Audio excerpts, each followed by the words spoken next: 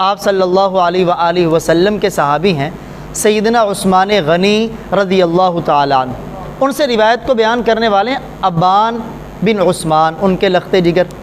روایت کیا ہے؟ آپ صلی اللہ علیہ وآلہ وسلم نے ارشاد فرمایا، جو شخص صبح اور شام 3 بار ان کلمات کو پڑھے گا، اللہ تعالیٰ اسے ہر قسم کی نقصان دہ چیز سے محفوظ رکھیں گے، ہر قسم کی پریشانی سے محفوظ رکھیں گے۔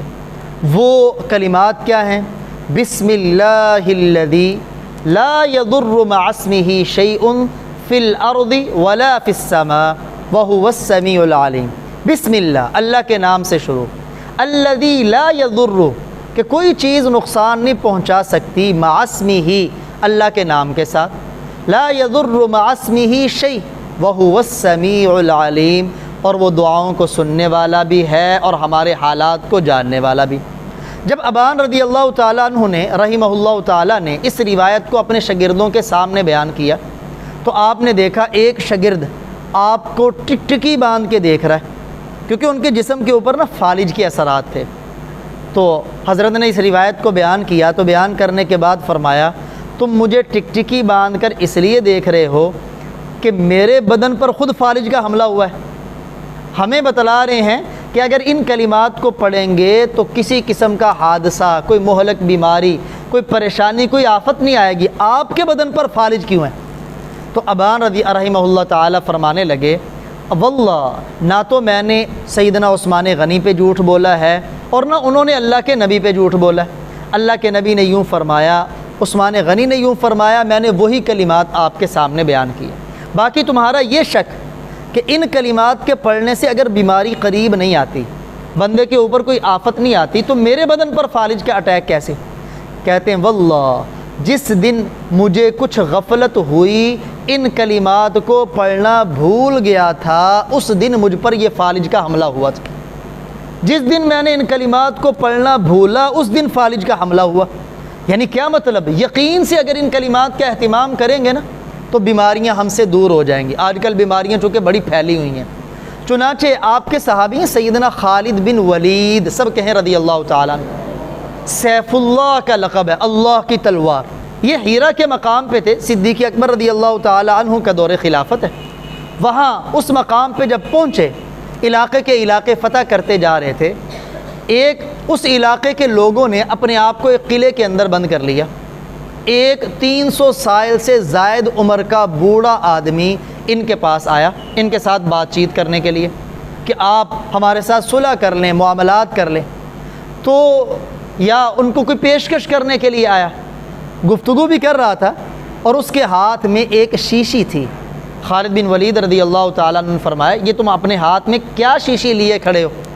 کہنے لگا، حضرت یہ انتہائی خطرناک زہر ہے، میں اس لیے ساتھ لے کے آیا ہوں، اگر آپ میری بات مان لیں گے تو بخوشی میں اپنے لوگوں کے پاس واپس چلے جاؤں گا، میری عزت برقرار رہ جائے گی، میں انہیں کہہ کے آیا ہوں کہ میں کام تمہارا بنا کے آتا ہوں۔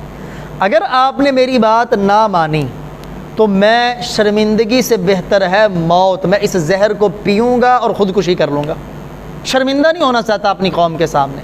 خالد بن ولید رضی اللہ تعالیٰ نے فرمایا، یہ شیشی مجھے دے دو۔